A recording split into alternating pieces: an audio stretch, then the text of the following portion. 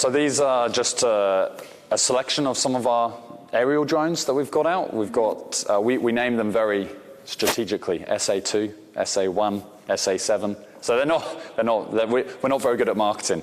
This is the sulphur-facing head of SIOS, Samuel Vai, who's just clinched a $66.8 million deal with the British government to supply its military with drones.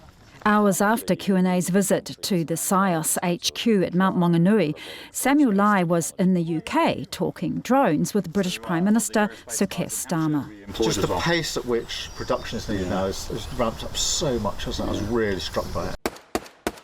The drones for the UK Ministry of Defence will be assembled in SIOS's UK factory, southeast of London.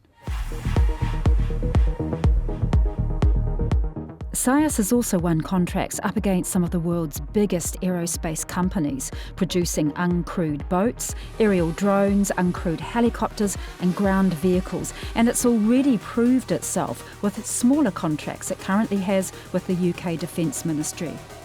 So we supply an array of different vehicles currently to the MOD. I can't probably say specifics of different products at this minute. But he can show us around some of the small aerial drones in development. This system is what's called an interceptor drone. So this is specific to national security. So if there was a hostile drone system that needed to be bumped out of the sky, this system could do it. Obviously, it's a display model. So the Mount Maunganui HQ is the research and development hub. Dave here is working on an uncrewed chopper capable of heavy lifting. Realistically, what we do here, it's not about the specific drone that we do, it's about the capability that SIOS Aerospace has in rapidly developing the next drone that's needed by the customer. So we're trying to always horizon scanning what the future looks like, what our customers need, so that at the drop of a hat, we can spend 6 weeks and rapidly develop the next drone system that a customer might need. Sir Keir Starmer has confirmed that this major drone contract with SIOS will support Ukraine. What's your position on the payload? Because you're providing the platforms, aren't you? I'm talking about the whole moral thing of arming these. Yeah, so we don't stick weapons on any of our drone systems. So we stay away from that controversial subject. So all our systems are set up as surveillance systems for cargo systems, ultimately to be multi-role, multi-use by our customers. So do you provide platforms though, if they needed to be armed? I guess a Toyota Hilux provides a platform to be armed. The war in Ukraine has truly entrenched the age of electronic warfare. It's a testing ground for drone developers on both sides. The New Zealand Defence Force is about to step up its use of drones for maritime surveillance, reconnaissance and combat. They've budgeted up to $450 million over the next 4 years. So is NZDF talking to you? Yeah, we've had a few reach-outs from NZDF to talk about various systems as well as SIOS Aerospace as a company in terms of our capabilities. And obviously we will be bidding on potential tenders that are released. There are other local robotics companies developing drones, most based around Canterbury. In Manawatu, drone expert Dr. Andrew Shelley tells us before NZDF's shopping spree, there are serious issues to consider.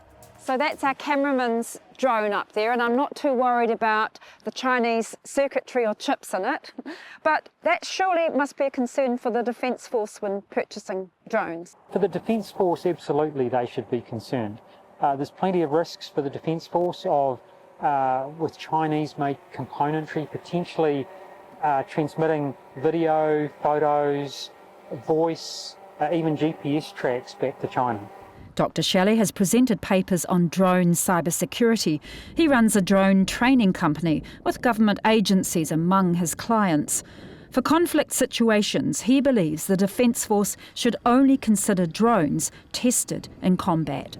Once you're in the battlefield, particularly somewhere like Ukraine where there's a lot of electronic warfare and jamming that we can't even legally do in New Zealand, the Defence Force can't legally do it, then under those circumstances, the drones could perform quite differently.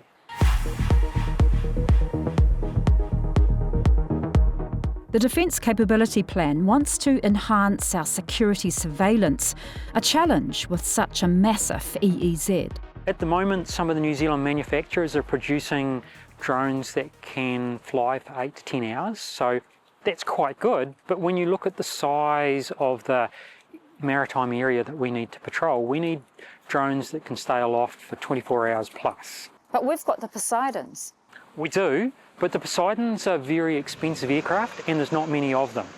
SIAS is working on it with their uncrewed vessels and long-range drones with very long-range cameras. So this camera could detect, say, a ship from well over 10 kilometres away. Really? Sam reckons New Zealand, not just his company, will be leaders in drone development, the new frontier of tech. The low-cost, high-volume, mass application of drones is really the future. Okay, so imagine numerous swarming drone systems in the sky, on the ground, in the sea. So we've lost our quiet sky. In certain environments, we've definitely lost our quiet sky, for sure.